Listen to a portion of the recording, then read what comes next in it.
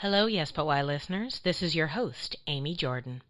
Welcome to episode 218 with Atlanta actor Eric James Morris. But first, a bit about our sponsor. This episode of Yes But Why podcast is sponsored by Audible. You can get your free audiobook download and your 30-day free trial at audibletrial.com/yesbutwhy. In my conversation with Eric, he mentions that he did Johnny Cash covers when he performed music in restaurants for a while. So I looked up Johnny Cash, and there are a lot of cool-looking biographies. And also a recording of Johnny Cash himself reading the entirety of the New Testament. Wow, things you don't expect to find, but they're here on Audible. Audible is available for your iPhone, Android, or Kindle. Download your free audiobook today at audibletrial.com/yesbutwhy. In this week's Yes But Why episode, we talk to Atlanta actor Eric James Morris. Eric has been playing guitar since he was 12 years old, and he tells me the story of his first performance. Years later, after getting married and having kids, Eric got into acting for film and television, and now that is the creative path to which he is currently dedicated. I now present to you Yes But Why, episode 218. Eric James Morris on having the grit and dedication to maintain a career in entertainment. Enjoy.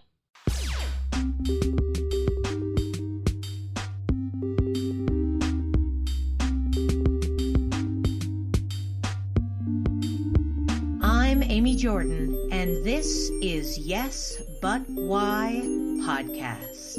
Yeah.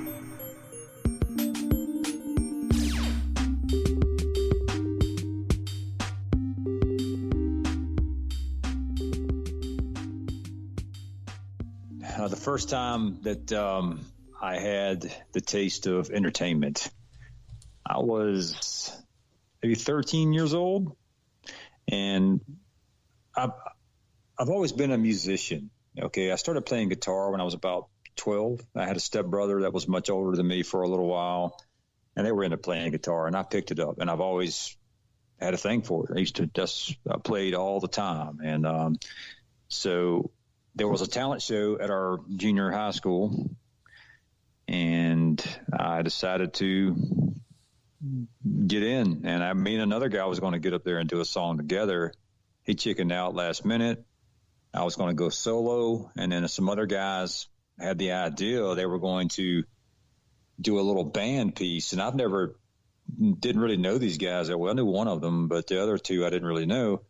And I didn't realize that these guys have never played an instrument in their lives, but they were ready to get up there and rock. And so I just assumed they knew how to play. We were going to play a song by George Thorogood, "Bad to the Bone." That was the plan. Yeah. And so the curtain opens. The guy tries to hit the drums, and he can't keep a time to save his life. And the other guy didn't know how to play the song, and I started playing it. And the guy tried to sing, and it just was like, it was a disaster. They were closing their curtains on us. So I was like, what the world? So I said, well, wait. And I knew the sound guy. He was a friend of mine, and his name was Dale. And I said, wait, Dale, hang on, man. Turn it back up. And so he did. And then I got my guitar, and I went up to the microphone, and the whole school, everybody's looking at me, and I didn't say anything, and I was like, well, I'm doing, in my mind, I'm doing the song called Wild Thing. So I just looked out, and then I opened up with Wow. I started playing the song, and I sang it, and everybody laughed at first, but then they were like, they were all smiling, and then I did the whole song and sang it, and from then on out, everybody started calling me. My nickname was Wild Thing. No way! That's crazy. Really? I know. Girls loved it, man. They yeah. That is so funny.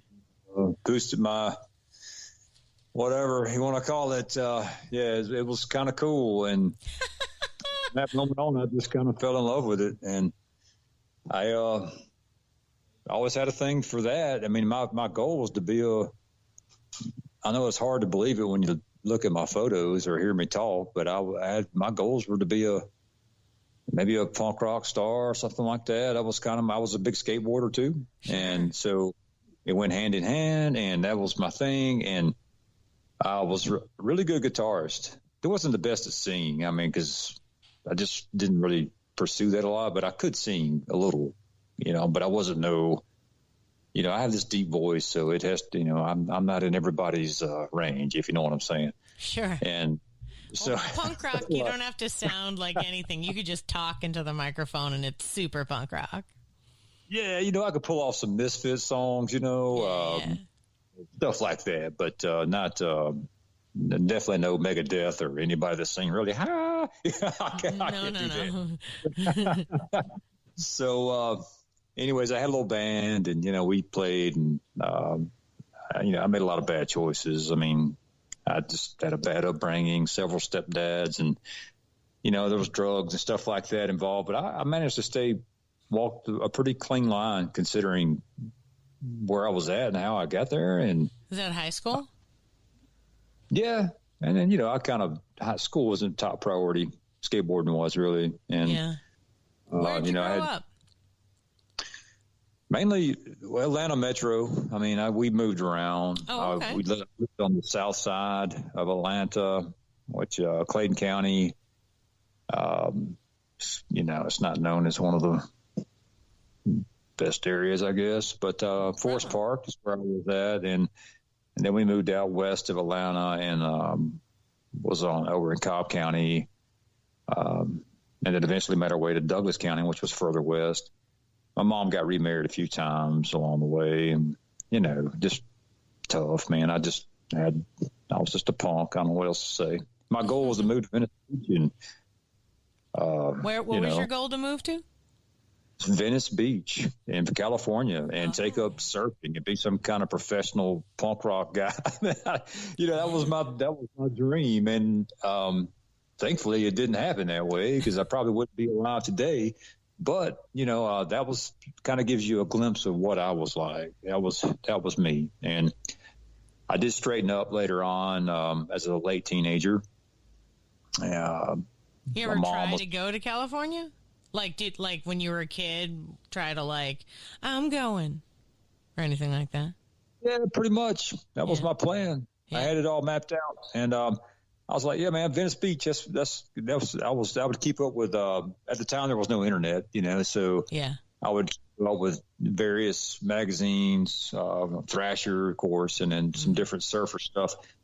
But, I liked the idea of surfing, but at the time I've never surfed in my life. I don't even live near a beach, but, it kind of went hand in hand. I knew if I just had some time in the water, I'd be good at it. Sure. And, so I kind of would keep up with it, and I noticed that Venice Beach was, they talk about, they had the skate parks there on the beach, and every now and then the surf would be good. They'd have competitions sometimes in Santa Monica and out there, Malibu, that whole area. And then, of course, in Australia, everybody knows surfing there is off the chain. And then I was like, well, I discovered they were going to have a surf competition in Florida, and I never even considered Florida. And there was they called it Melbourne Beach, which is down around like Cocoa. And I was like, Melbourne, if the California don't work out, I'll just go there. Melbourne's got to be cool, because there's a big city in Australia called Melbourne. Right. So that was my plan. So I was just an idiot, I don't know what else to say. And well, you're a kid. We are all kids, I know. Yeah, but this, I'm just trying to let everybody know what I was like as a kid, and how the changed their life. I grew up, like I said, I had a little punk rock band, and what was the name of the band? Witch Doctor. Witch Doctor, yeah. Do you have T-shirts or like a logo? I think we had a logo, but it kind of changed every week. But Easter's down, But I was, I left it, and the other guys kept it going, and they actually started kind of pretty good. And so much a few years later, they invited me to come to. They had a big concert at one of these arenas here in Atlanta. And, what awesome! they had a tribute to me in their little tape, and it's pretty cool. It was an honor, So fun. I know and I had a guy recently come back into my life. He used to be my best buddy, named Marshall, and we were all into chasing girls. And he, believe it or not, I did play football. I just didn't go to practice very often, and I actually wanted to get kicked off the team. But no, besides that, you're admitting to a lot of wrongdoing here. You don't have to tell anyone any of these things. But I had a lot of friends in crowds. Okay, so but my buddy Marshall later in life, he went missing, and I didn't know what happened to him. And finally he came back around just a couple years ago, and on Facebook, he's calling me, and he was in jail for a long time. He actually shot somebody, and I don't know what happened. But anyways, he told me, he's like, man, I was wondering what happened to you, man. He said, I just knew you were going to be like out in Los Angeles, surrounded by blonde chicks, snorting cocaine off the end of your guitar. I was like, I'm thinking, wow, man, I ain't talked to this guy in, man, 25 years, maybe more. And that's the image I left with him. That's what he thought I was going to be doing with my life. And it kind of made me smile thinking about it. But I was like, no, dude, it didn't work out that way. Probably a good reason it didn't work out that way. So And changed. Well, that's a good question. I guess my mother started dating a gentleman, and they became my stepdad, and they got married when I turned 18. And he was a former military and fireman, things like that. And we started getting into doing some jogging, and he got me into doing some fitness type stuff, and which I was always fit, but I never pursued it that way. It just came because of what I was into. So we got into running a lot, and then, just next thing you know, I'm getting my hair cut, and just kind of started taking a different path. I cleaned up. What else to say? I started working a lot. I had a job in construction, and met a girl. She's my wife. She's my wife today. And wow, good for you. I know we've been together a long time. So I just had a lot of growing up. I have no idea how old you are, so could have been yesterday. I don't know. I'm not no spring chicken, but well, that's great. I had kids early. I had 2 sons, and they're both older now, and I just had a lot of growing up to do early on. So all that music stuff, all my big dreams, they kind of just went to crap. And but I've always played music. I stayed with it. Just didn't do a lot of it in my 20s. I kind of got away from it. And then later on, I started playing acoustic gigs, solo type things, restaurants, fairs, stuff like that. Do a classical rock, or country music, a lot of Johnny Cash type stuff. I would do covers of, and I stayed busy. I was making pretty good money every weekend doing it by myself. It got to where it was not even fun anymore. So I guess I was, doing it right. So, that's when you know it's a business. Exactly. Did you have a gig every night of the week at different restaurants around town? What was your regular schedule for a while? For the busiest I got, I was doing it Friday night, Saturday night, sometimes Wednesday nights. And I was, doing it for tips. So I didn't do it every night, but it was sometimes, there was some weeks it might have been more often than 3 nights a week. If there was a fair, depending on what time of year it was, I would play, wherever I could, and my goal, I wanted to start a Johnny Cash tribute cover band, like the Get Up and All, man. This guy with the stand-up bass and the 50s era clothing, that was what I tried to put that together. But I realized as I was older that it's hard to do. Just trying to find guys that have the time to dedicate to this and to put a band together. It just didn't work out. But I really think it would be a cool thing, booking weddings and doing the whole tribute, looking the part. It'd be really cool. Yeah, totally. So, but anyways, I kind of got away from that. I got busy with life, and I discovered acting along the way. Yeah, did you get into it because somebody saw you performing music and said, "Hey, you should be an actor," or did you take a class somewhere, or both? No, people that had said that to me, they thought I, was attractive. I've heard modeling stuff when I was younger. I should be a model. Maybe I should, I look like I should be on TV, and I'd always laugh at all. I'm like, whatever, man, and didn't think about it, just whatever, it was a compliment. Thank you is what I would say. But later on, one of my sons, when he was younger, he had an interest in acting. He wanted to check it out, and he was a really handsome kid. So I was like, all right. So we went and got him a little agent and got him some photos and modeling shots, headshots, stuff like that. And he started doing background work. And as a minor, somebody has to go with him, one of your parents. And so we would do it occasionally. I'd go. And on a particular night, it was a young director that was doing a small project. And we were there. And all of his background talent did not show up because it was a rainy night. He had a bad location. Nobody could find it. He asked me and my wife if we would help fill in this little bar scene as an extra. I'm like, sure, whatever, man. We're just hanging out. So didn't know nothing about it. One of the other ladies said, just mouth to me like we're talking, just recite the months of the year like we're having a conversation, but don't actually say anything, so – I was like, okay, so we did that. And anyways, afterwards, the director, he asked me if I ever done any acting. And I was like, no, man. He says, well, you should. You have an important look. And I was like, okay, well, thank you. I didn't know what to say to that. So I just I let that kind of simmer for a while. My son, he kind of just bailed from acting. He didn't like it. He had a few bad auditions, and he saw it as very difficult. It's not as easy as it seems on the surface. Sure. And he got tired of sports in high school. He just didn't have time. So anyways, along the way, I met a guy. I looked at a property for him that he was thinking about buying. And because of my business, we do waterproofing, foundation repairs. We were talking about his this property, and somehow he mentioned that he was from Los Angeles, and he was an actor. And so I started asking questions, and he could tell I was interested.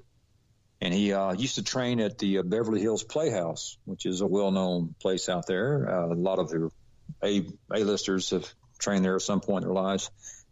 And so I thought that was kind of cool. And he invited me to come to he had a little acting class that he did locally, and he invited me to come. So I went. And what was his name again?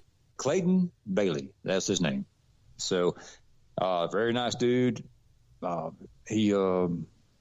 not sure how he wound up in Georgia, but yeah, he was a great actor. How does anyone end up in Georgia? I don't know, man. I just happened to be born here. Yeah, you're lucky. You're lucky. That's how you get there the first time. That's the best way. I'll tell you what. But I never looked back. I just fell in love with it. It's so challenging, and I had to overcome, putting on my poker face all the time and showing emotion, and acting, but coming from an honest place. And it's hard. It's just not easy. And I like that. But I do like doing the visual arts and making an audience, feel something from your performance, whatever that may be, some sort of an emotion. And music does the same thing as a performer. But acting is so much more to it. It's hard. There's so many different, it's like music is deep for me. I love it. I love all genres, and I just love a good performance. I don't care what it is. Some of the best performances I've ever had was at a senior center with a bunch of old dudes jamming out, playing, old George Jones type stuff. I mean, just, man, I talking about it, I start smiling. I can't wait to go back and see them guys again. Yeah. And I'm going. This COVID thing is over, just because that's how much I like it. But acting is similar but it's so hard. It's so difficult because not just the acting, it's doing it over and over again for different takes, different angles of the camera. Maybe there's a lot of, maybe in this independent world, an airplane happened to be flying over on your best take. You're like, oh, let's do it again. So I mean, this stuff like there's so many different elements to it.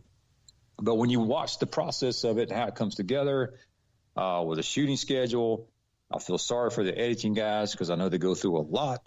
But the final product is just like wow. So now when I watch a movie or a show, since became an actor, I look at everything different. It's not the same at all. Yeah, totally. Totally. When we go to movies, we always watch all the way through to the end, like to all of the names, and we try to like read a few of them out loud because it's like, look at all these people. And I love, there's a few movies where like at the very end, they'll say how many people worked on it. And you're like, yeah, 17,000 people. That's right. Like I get so excited about that. My favorite thing is like seeing just watching it being made, how it works, like how different it is from like what happens when you're shooting to like how it gets edited together and everything. Oh man, that's so cool. Like just the whole process of that. Definitely. I wanted to ask you a question. You do your music like in a live performance scenario. Why didn't you but you got into film, and I see that you got into film not because you were like looking for film, but because film was looking for you. But like, have you ever thought about doing like theater or, something like an improv class or something like that? Because like you're a live performance guy. You're like talking about how you can't wait to go back and, play guitar at the senior center. And it's like, hey man, bring your improv troupe and they love it as well. Why aren't you on stage as well doing performances in that way? Well, I've never done theater, and I had the opportunity a couple of years ago to do a traveling play. Wow. And it was random and it was paid. They were going to tour the Southeast and up the East Coast and all this stuff. And I didn't know that when I said, okay. It kind of came at me indirectly from somebody through Facebook, and somebody had dropped out. This guy thought I was perfect, and I didn't realize it was that big of a deal. I thought it was just, we're going to do this play one time, and that's it. No, it was like 3 or 4 nights a week. I'm like, what? Yeah. And then I told him yes, and then the next day I was like, I've got to tell this guy I cannot commit to this. There's no way. I had too much going on. So I did. I told him, I said, look, I'm sorry, but it's better I tell you this, the sooner the better, because I know you're depending on me to be there, and I'm going to let you down. I'm going to tell you now. So it's better that we just don't do this. So it pissed him off, but, I think he appreciated that I was so honest so early. Want somebody. Nobody likes, to have somebody drop out, but that doesn't mean they hate you personally. You know what I mean? They're just like, oh, now I have more work to do, but it's not like you, so don't worry. Yeah. Well, I dropped out after 12 hours of saying okay, so it wasn't, I didn't like commit and go practice and then bail after, like. You know what I'm saying? So totally. Yeah, I mean that's the thing about theater is it's I guess it's the part of film you don't like, which is the repeating. Like you have to do it. You go and rehearse and you do it over and over and over and over and over, and then you get an audience, and then you do it over and over and over and over and over and over and over. But it's always the same thing, and it's always the same thing. So like I can see if that's not your deal, that might not be great. It's not my deal. It's just because I do run a business as well. Yeah. And an actor, it's just, I was like, man, there's no way I can commit to, traveling the East Coast for months and doing a traveling play. I just don't see that happening. There's no way. Yeah, the touring aspect when you have a family and a business is not really great. But like if you had one in town, I don't know what the Atlanta theater scene is like. I know the Atlanta film scene is thriving, but I don't know if the Atlanta theater scene is thriving. However, the Atlanta improv scene is thriving. I do know that, just so you're aware. Well, you know what? It's funny you say that because I have a strong interest in comedy, especially in film or television. I enjoy it. I've done it a couple of times. And here's one thing. I want to tell you this story. This happened to me a few years ago. I got cast in a pilot. This was through, it was a competition for the Sony PlayStation Network. I don't even know if they still even have that network, but they did it one time. It's like a streaming network through Sony PlayStation. So it was for independent, up and coming filmmakers. Everybody, created a pilot for a show, and I got cast as one of the characters in this pilot. And my part was small. I was the comedy relief, believe it or not, of the episode. I couldn't believe it. I didn't see the whole script. I didn't know what the episode was about, but all I knew about was my character and my scene. And I was the golf cart salesman. So I was like, all right. And this golf cart salesman, his job is to sell the main guy a golf cart. And he breaks out every sales technique known to man, but you don't know he's selling a golf cart until the closing of the scene. So that's kind of what makes it funny, where it's shot really close and tight. Well, anyways, I got cast. I auditioned through a local casting director, and I got the part and all that. And they wanted me to really play it up in person. And I tell you, when I was in that room, this was at actually a golf cart place. And there's a town here called Peachtree City where everybody drives golf carts. So they actually have a golf cart dealership.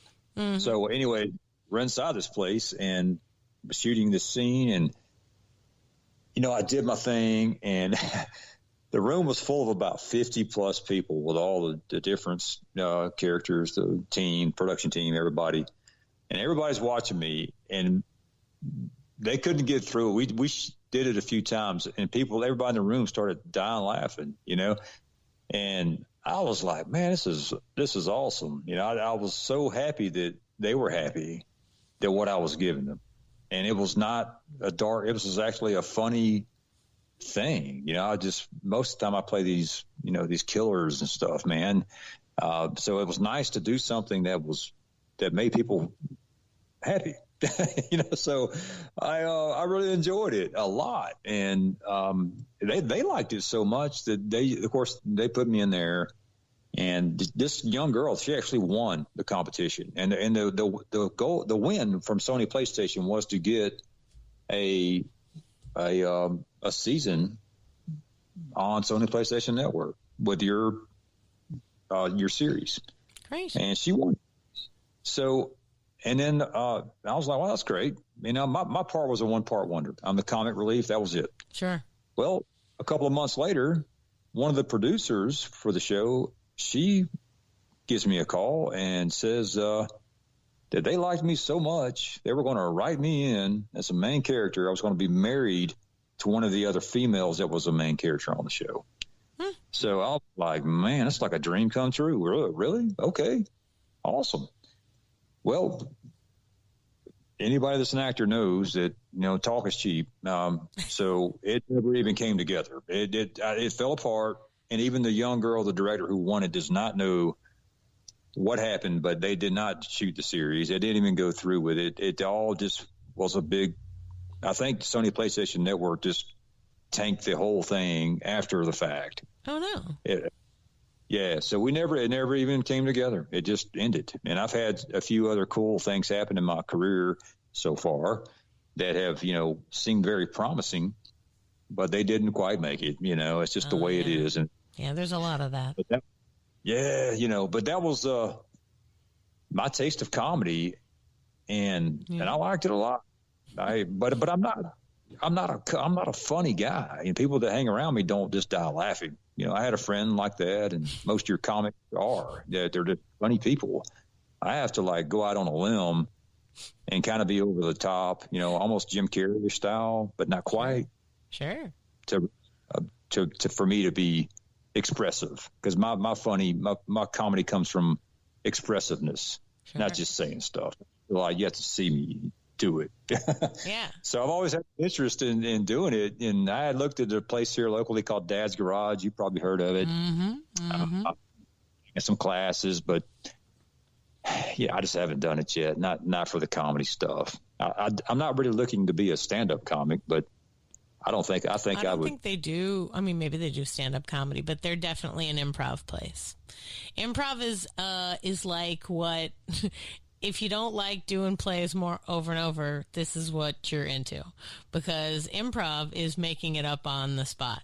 And even though that might sound super scary right now, in a couple of classes, your brain will switch and you'll be able to do it. Like, it's just kind of like a innate ability that you had when you were a kid. And, you know, we don't have it now because, you know, being an adult is harder than being a kid, but you can open up the doors to the imagination, and then there it is. And then you can play and do different kinds of things, and the ideas are flowing, sort of free flowing in your brain. And it helps, you know, to do these kinds of scenes.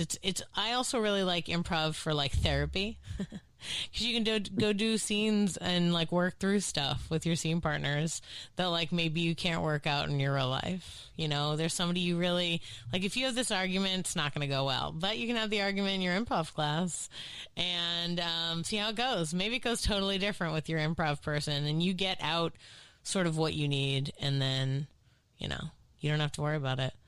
Yeah, I did take an improv class once at it was a 4 or 6 week, you know, kind of short class type thing. And we did some goofy stuff like that. We would just, basically have these exercises with a scene partner. And I did enjoy it. It was awkward at first, but it kind of I did enjoy it. But I need to get back into it, because I do want to work on my goal as an actor. I plan to get some goofy headshots taken soon and try to start targeting some of this comic stuff. But be good at it, you know, not just make them think I'm good at it. I want to see these like headshots with it's like you in like a big, like in like a purple sweater with like balloons, or like it's you in like a banana, or like a rubber chicken. That's hilarious. Man, now I want to get those headshots for myself. Forget it. Don't do it. It's my idea. I'm taking it. No. Well, you know, I was thinking, well, maybe, you know, like this, you know, really destroy your hair and, you know, just look cross-eyed at the camera. I don't know, something funny. You know? There's this, if you look online, there's this, if you look up Melissa McCarthy headshot, there's like a headshots that she did after she took classes at Groundlings, which was like her comedy theater.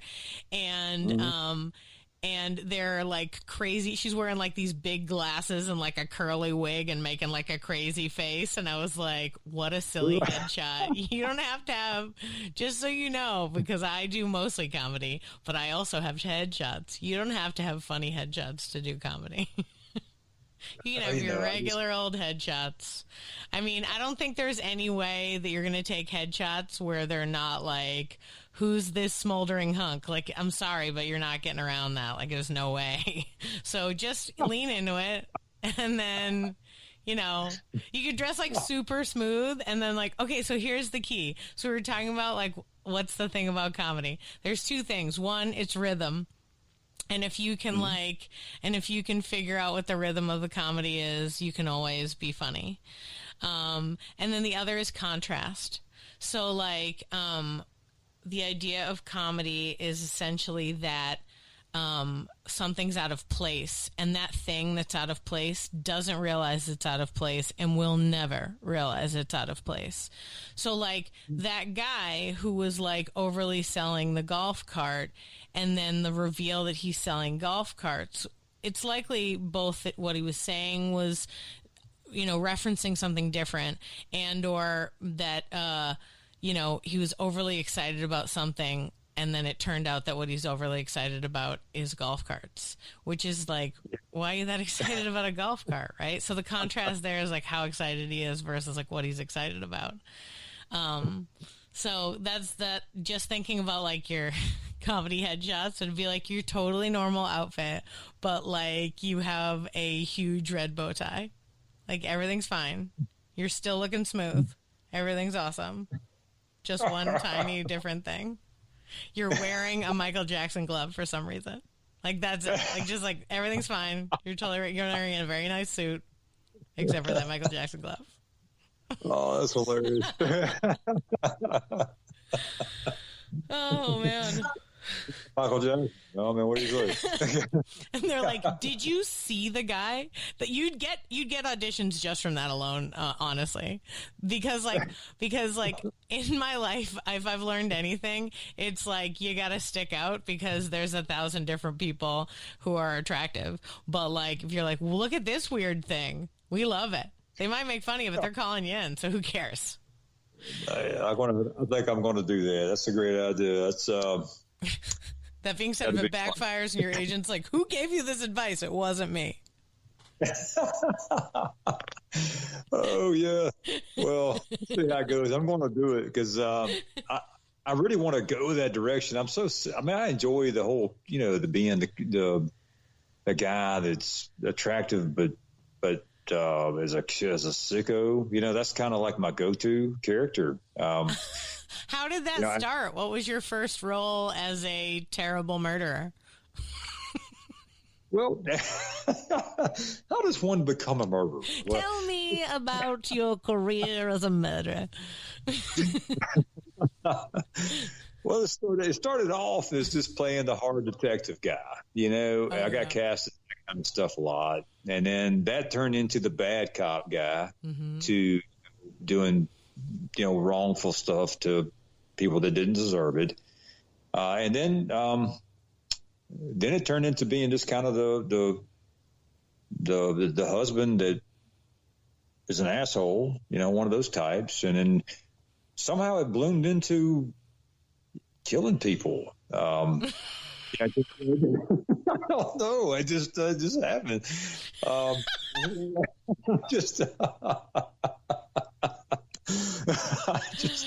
Officer, I have no idea how this happened. I was just a jerky husband. I don't know how he got here. Oh no, so funny. That's so funny. So were you like Dexter-like murderer? Were you like serial killer in this movie? Or was it like he's like a nice mailman. Oh my God, he murdered everyone. What kind of movie was it?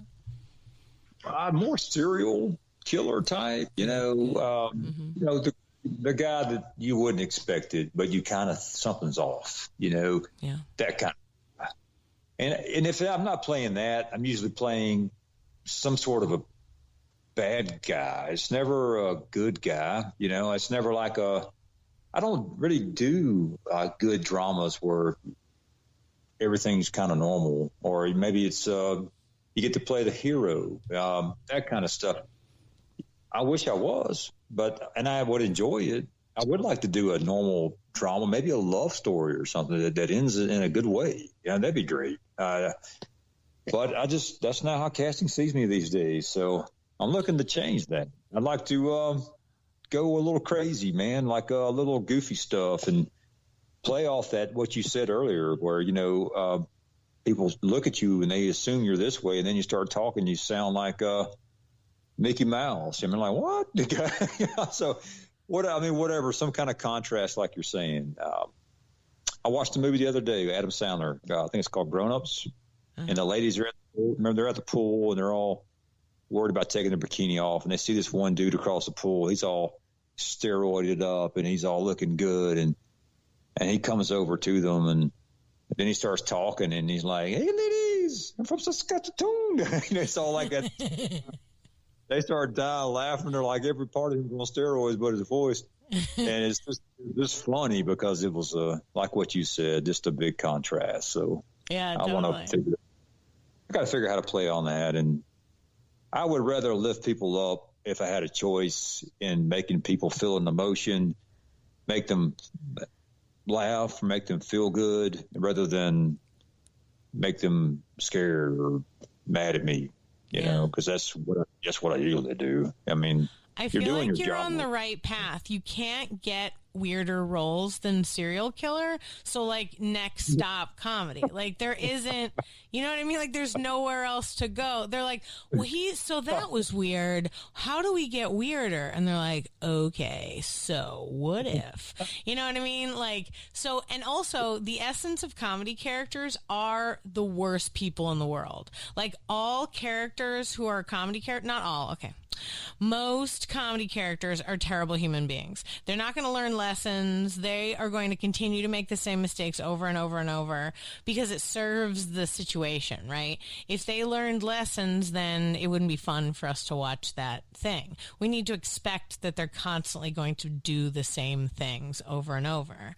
You know, like certain comedy characters that come back all the time, like even ones like Mr. Bean. Mr. Bean doesn't say anything, but he's got a serious vibe going on. And it's the same vibe in every single movie or television show. Like he's kind of bumbling. He's not sure. He's constantly getting lost and like getting in trouble, but like he didn't mean to do the thing, but turns out he did the thing, you know? So there's a lot of that and it just keeps happening over and over. Does he ever learn his lesson? And in the end, no, everything ends up fine for him because he needs to live so they can do more movies. But it's not that he's going to learn. And like at the end, he's not like, you know what I should have done is actually I should have put it in my pocket instead of hold the ticket in the air where I had to chase after it for the whole movie. Like, you know what I mean? They're not going to learn. Yeah. So yeah, serial killer seems like a crowd, not so much learning lessons. So there we go. Comedy next up. Well, hey, you know, that's good. I guess I'm on the right track.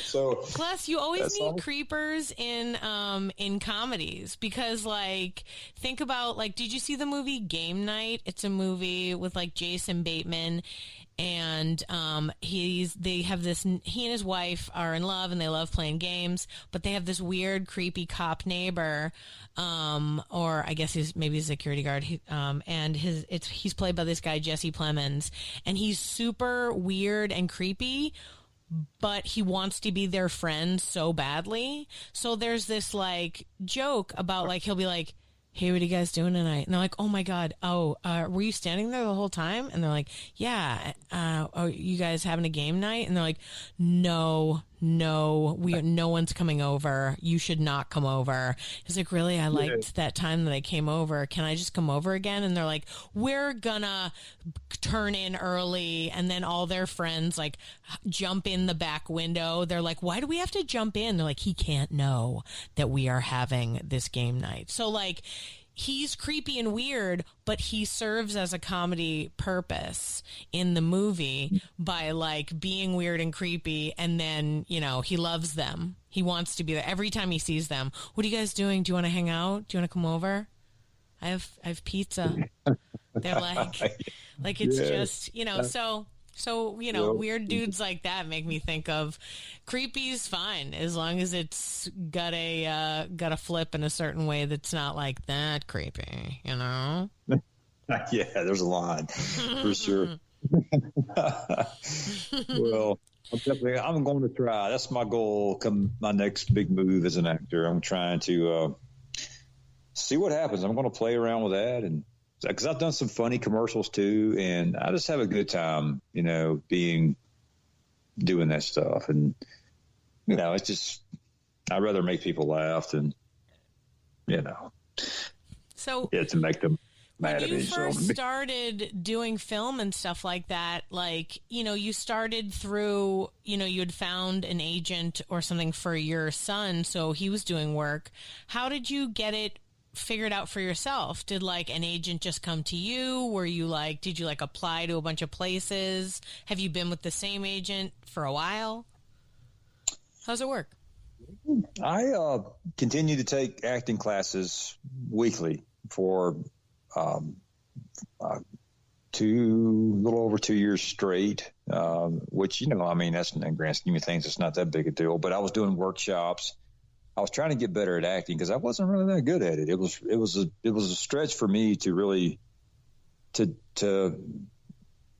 for some reason it was hard, and that's why I liked it. So I trained a lot. But to answer your question, I got cast in a couple little films here and there. I played a mean dad, and then that was my first role.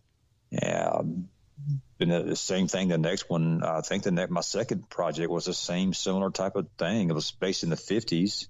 This director was cool. He had like all this wardrobe and props that were all from, period correct from the 50s, man. It was amazing. So, anyways, I played the mean dad in that one too. And so eventually I decided to go out. I got some, of course, professional headshots done. And when I started looking for an agent, I didn't really have much on my resume. The first agent I had was a local guy. I won't say his name. He's not really known in he's not known in the industry as a real agent. And it was kind of one of them guys that you basically, he hires you, but you got to take his acting class and stuff like that. I had headshots done from his guy, which it wasn't like it was a big deal. It cost me like I think $100 or something for my headshots, and then the class was like $70. It wasn't like it was a game changer payment or nothing, but I learned that he was not a legitimate agent. He was just he liked to take it. I won't say take advantage, but people that were just, especially children, parents that didn't really know what was going on, would get involved, and he would just book them background work. That was his thing. So I went with him, but a month, and when I found out the word on him was a bunch of BS. So I just left it alone. He had me on his website. I'm like, whatever, man. And I just went on and got me another agent. I went and shopped a couple, but I didn't really shop. The first one I went to was an agency here in Atlanta. She also has an office in Los Angeles. She's well respected. She's been around a long time. And they took me even with very little experience. They thought I had a good look. They thought I could play some good parts. And I was flattered. I said, okay, thank you. And so didn't see a lot of auditions at first, but the ones they were sending were a little too big for me at the time. I didn't even have my technical recording stuff really very well. Look at some of my auditions from back then. It's hilarious from where they are, not just from the performance, but just the technical aspect, like the lighting, the backdrop. All that stuff. It's just comical looking back at it now. But during this time, I had the audition for the co-pilot in American Made that's talking to Tom Cruise, for God's sakes. So it's cool to think I got that, got the audition. I didn't get the part, obviously, but I was like, man, geez. And there was a couple of others that came through that were a little too much, I didn't see a lot of auditions. They were far and few between, but when they did come, they were substantial. One was for Stranger Things in the first season. It was a huge, a lot of words. It wasn't no one-liner, no day player. It was a big one, so essentially what I did, I went back to my agent and I told her, I said, unfortunately, I'm going to stop for now, because I told her, I said, I don't feel like I'm very good at this, and I don't want to develop a bad name among the casting directors this early in the game, especially ones that are casting for stuff like this. So she was shocked. She was like, wow, really? I said, yeah. I just, maybe in the future, maybe if you don't mind, I may want to see about coming back. She said, okay. She understood, but she didn't really like it. She didn't agree with it. But so I left her. I went with her with maybe not quite a year, maybe 8 months. And so I went to another agency after that, and I went and met with her. She called me in for a meeting, and I met with her, and she thought I sounded way too country. I had a redneck accent that had to go. she said that I didn't have enough experience, and with my accent, wasn't going to get anywhere. She's very rude, very mean. And I was like, well, okay. Then she's like, well, we talked for a while, and I just kind of just talked like we're talking now. And then she's like, well, but you do have a good look. And then she's like, well, I don't know that accent. I don't know. Maybe we'll get you some stuff that you don't have to talk. I was like, and I looked at her and I said, look, ma'am, you don't have to take me. It's okay. You're not going to hurt my feelings, okay? And then she said, well, I do want to take you on. I'm like, are you sure? Like, you sure you want to? And so I got with her, and that was a big mistake. She was just a bitch all the time. I couldn't ask her a question without getting a smart-ass answer. And it was disheartening. And it made when I would audition, I was scared to send it in. Because if I had something to say, I sounded too much like a redneck, So it just really, it was a bad experience. I mean, it was terrible. And some people around town, they know her and they love her. They think she's a great agent, but not for me. Worst I've ever had. And so I was with her for a year, and I told her I was leaving, and she was basically like, don't let the door hit you in the butt. She didn't care. So I left her, and I went to another agency. And these guys, I submitted online. They called me in for a meeting, and I've been with them now for about 3 years, and they're great guys. These guys are down to earth. They're very good-hearted. They care about me. They want to build me up. They want me to succeed. They know it's coming. I'm surprised they haven't dropped me because I haven't booked a lot with them, to be honest with you. They've gotten me some great auditions. I've had some huge callbacks that I should have gotten, but for some reason I did not. And, they've seen that. So they believe in me. So I've stayed with them, and I've thought about changing agencies, maybe coming up this year. But I'm not, I don't know. Right now is a tough time because of the virus thing, the pandemic. Mm-hmm. So there's not a lot of auditions out anymore. But I routinely was seeing on a regular at least one or two a week, which is a lot. For a lot of actors in Atlanta, they don't see that many. So I'm blessed that I'm in auditions and my agents are working. So I can't complain about them. I feel like I'm letting them down. Mm-hmm. I want to make them money, and I feel like I'm not doing my job. Now, I book work on my own, and so when I get it from my agent, it's a little different. But to answer your question, I didn't really shop around. I did my research on which agencies I thought would be a good fit before I even talked to anybody. So I didn't just submit to like 10 different agencies. You know what? Early on, I did get rejected from one agency locally, and here's what happened. This is early on, like when I first was looking for an agent. Because one of my acting classmates had the same agent. And so I submitted to her. She sent me a script, a scene, and wanted me to read it like a monologue type thing. And I did. I sent it in, followed exactly to a T what it said to do.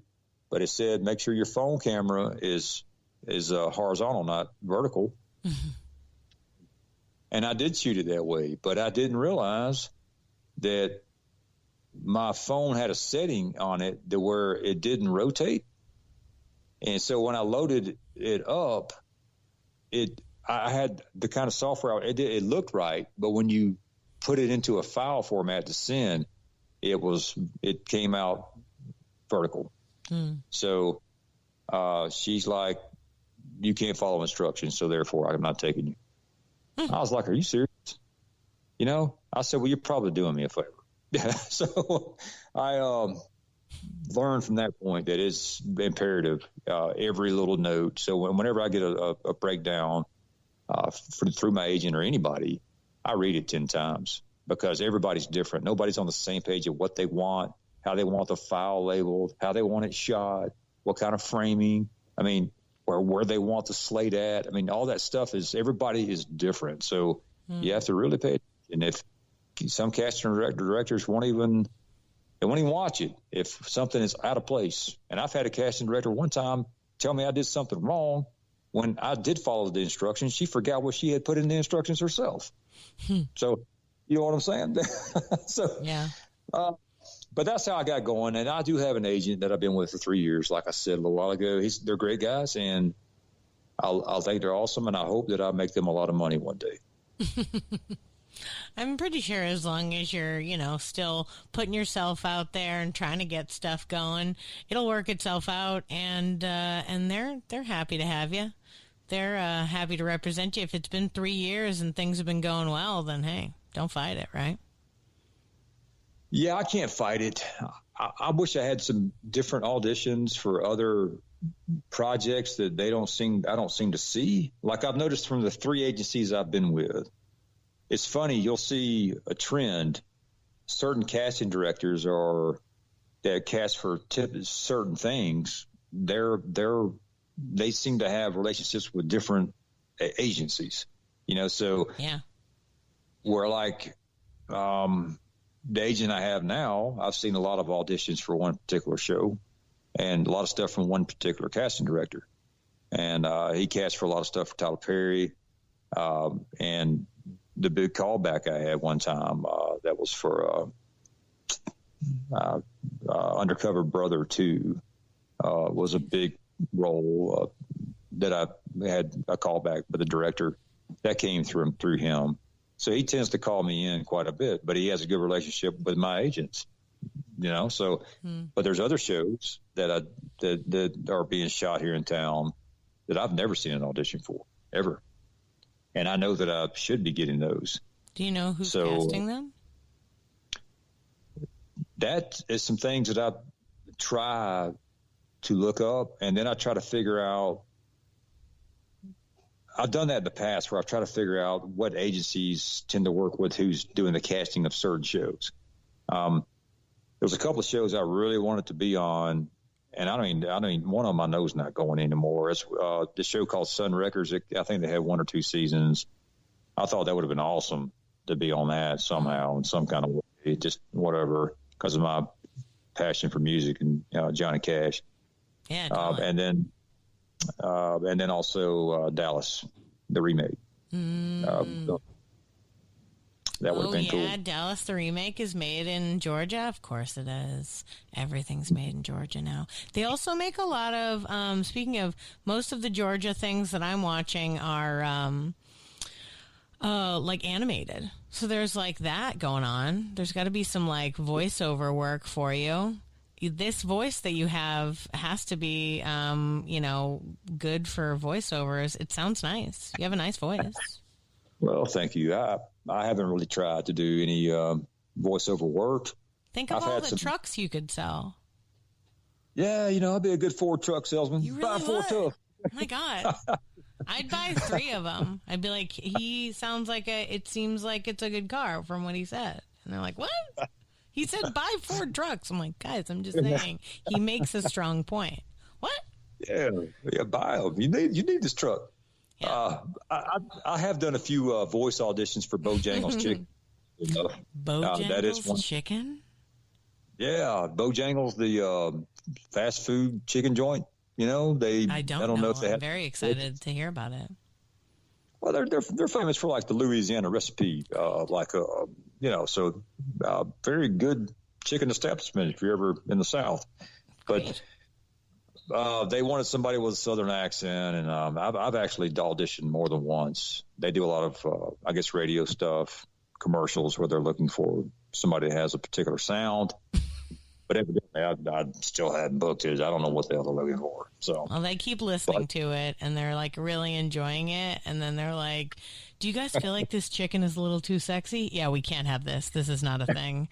Get a woman. She needs to be middle-aged. For the love of God, I can't do this. Somebody give me some chicken." But I'm telling you, as soon as their ad agency rethinks the way to sell chicken, they'll call you right away. You'll be the first one in. They'll be like, "Is it hot in here? Buy some chicken." You're like, "Whoa, okay." Oh, yeah. No, these are all fun. I'd like that. Also, think of how fun and funny you probably have to be to do a chicken commercial. I can't imagine it's like a very serious, like, it's imperative for all Americans to eat some chicken. And if you're going to do it, you might as well accomplish it at Bojangles Chicken. Like, that seems, Well, good old Southern fried chicken. Good stuff. Good stuff. So, Good stuff. I can't imagine that. I'm surprised they have commercials. It sells itself. I don't think I've ever actually. You know what? You're right. I've definitely heard like Popeyes commercials. And I don't know why they don't have to sell that, right? People are breaking down the door trying to get a sandwich at that place. They do not have to advertise. I know, it's self-selling. Yeah, what right? do you do?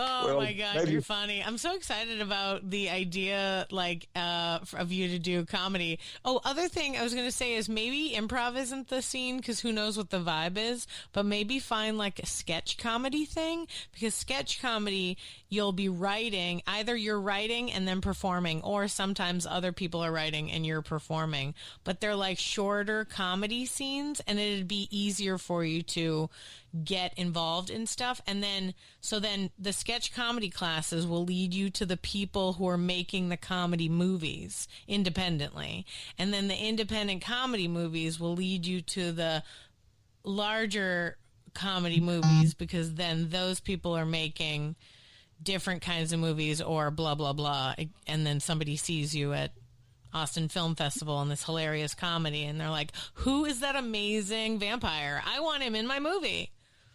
Well, hey, I appreciate that. I never even thought about it that way. I didn't even, be honest with you, I'm not really was too sure what sketch comedy really meant. So, it's just Saturday Night Live. What you see on Saturday Night Live, they're short scenes with jokes. Okay. That's it. Well, that's me all day long. Yeah, I can definitely do that. I'm going to look into that.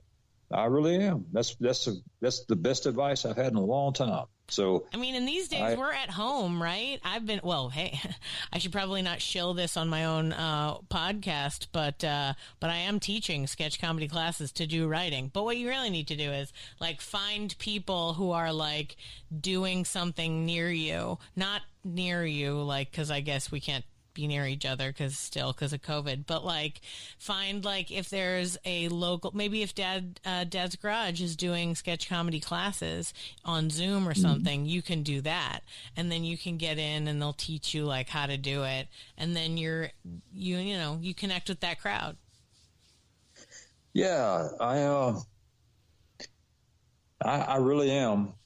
Tomorrow I'm going to look and see what's out there, because I never even looked for that. I didn't know that. I mean, I know the improv is a thing, obviously. And then Dad's Garage has a great, there's other places too, but they do have a great of well-known locally. A lot of great Atlanta talent trains there. Mm-hmm. But the sketch comedy is, I would like to give that a go. That's kind of like exactly what I would like to do. Just doing small scenes that are funny, because I'm not a natural comedy guy. I have to be prepared. So, sure. Like my buddy, God rest his soul, he died about 10 years ago from cancer, but he was one of the funniest guys you've ever met in your life. Man, that man, your wife could have just left you.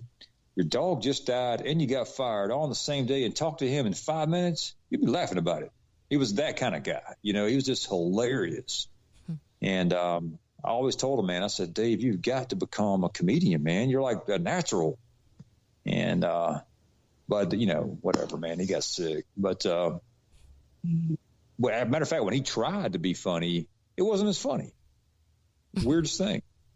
So, but for me, I almost have to put forth a lot of effort, unless it just happened by accident to be comedic.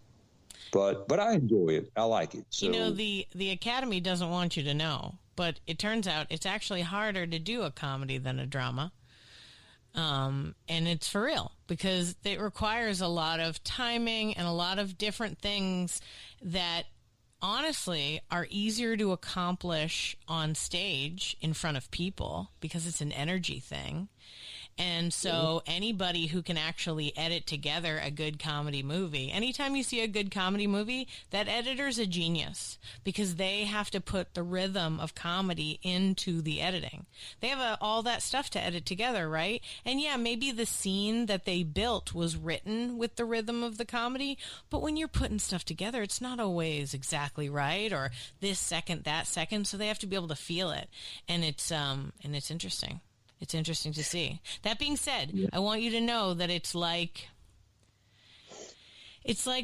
learning a new language. Like, it'll take a second to figure it out, but as soon as you understand how the comedy works, you won't be able to watch another movie or television show that's a comedy without being able to literally call out the rhythm. Like, you'll be able to watch it and be like, and there we go. Like, you know what? You're right, because I was watching, I'm sure you're familiar with the show. It was very popular because of Charlie Sheen being, for a while there, all over the news. That show called 2.5 Men? Yeah. Are you familiar with it? I'd never watched it. No, I never watched the show, nothing. I heard all about it. He was the highest paid actor to be on the show. It was something like that. And he's all strung out on drugs. And you know his story, but I never watched it. I stumbled across it looking on my TV here, and I started watching a couple of episodes, and I was watching the rhythm because is the way his character is, the way he would deliver his comedy with his, I guess it's his friend or his brother he lives with. It's brother, I think. It's interesting to watch. It's very funny, but Charlie Sheen's not being over the top with his comedy. I don't know if it's just the writing or just because the rhythm, how he bounces off the other guy, is what makes it so funny. But there's something going on there that show is actually really good. I just, put the Charlie Sheen's personal thing out of the picture, just looking at the show, Oh, well, honest to goodness, that show is made by Chuck Lorre, who's literally like a magic maker of sitcom. Like, if Chuck Lorre makes a show, watch it. It's a huge hit. Like, he wrote The Big Bang Theory, right? That's like the number one like comedy for years, for the last like 10 years or something like that. It's the hugest thing in the world. That guy knows how to do the rhythm. And I can almost guarantee you that it was not Charlie Sheen's amazing acting acumen that made him hilarious, but rather the perfect writing that went into those shows. Those shows are only funny because you are literally forced by the rhythm of comedy to laugh. There are even moments like legit, okay, 2.5 Men is essentially just a dick joke and a fart joke mixed with sad men, right? That's what the show is, right? It's hilarious because it's like, look at these two. They can't figure it out. That's the genius of all comedy, right? Is people are terrible. And like they're trying to, you'd think that this would be a show that would appeal to just, dudes or like people who were in that same mindset. But oh no, my grandmother who used to yell at us for burping, not even near the dinner table, somewhere regular, like, I'm away from you, Nana, let me burp. She'd yell at us from across the room, that's disgusting, have some respect for yourself. But her favorite show was 2.5 Men. Are you kidding me?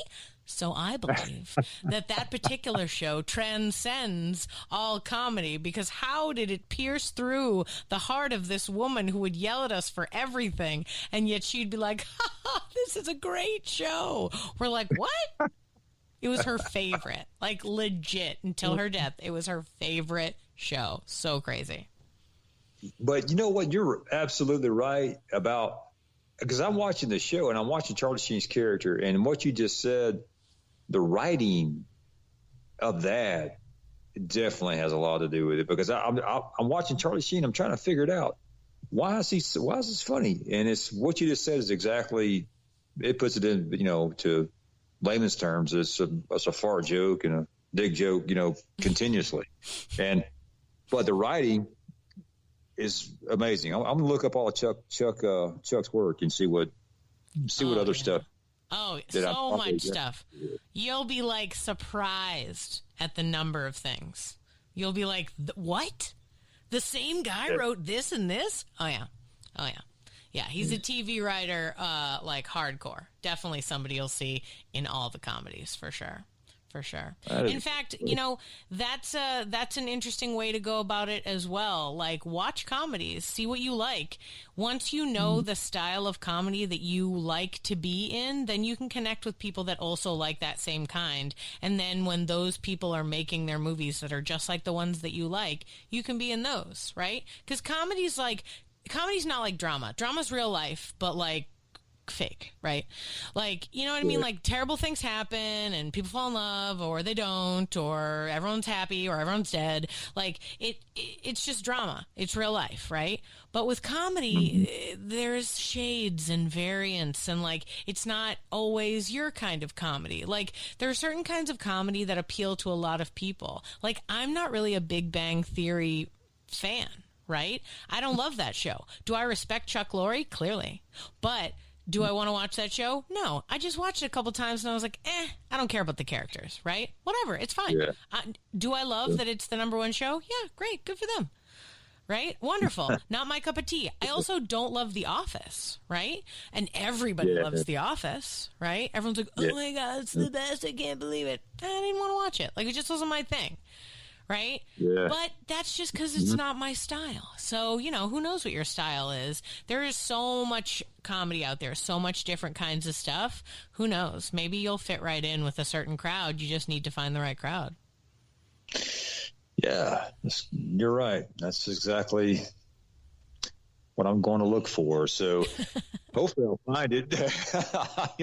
Sorry, I didn't mean to turn this into some weird, me giving you advice or whatever. I apologize. Great. It's perfect. I love it. And anybody else that hears this, hopefully that maybe is in the same boat, that's interested in doing some more comedy rather than killing their wives. Sure. You want to avoid that. I want to avoid that. So this is a different direction. So try to lift people up, not bring them down, I guess. Totally. Listen, Eric, thank you so much for being on the podcast. I really appreciate you sharing your stories and chatting with me. And it's just been a real pleasure to have you on the show. Well, thank you. I'm glad you had me on your show, and I appreciate all your great advice.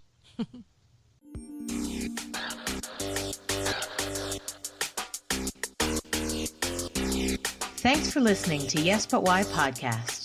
Check out all our episodes on yesbutwhypodcast.com, or check out all the content on our network, HC Universal, at hcuniversalnetwork.com.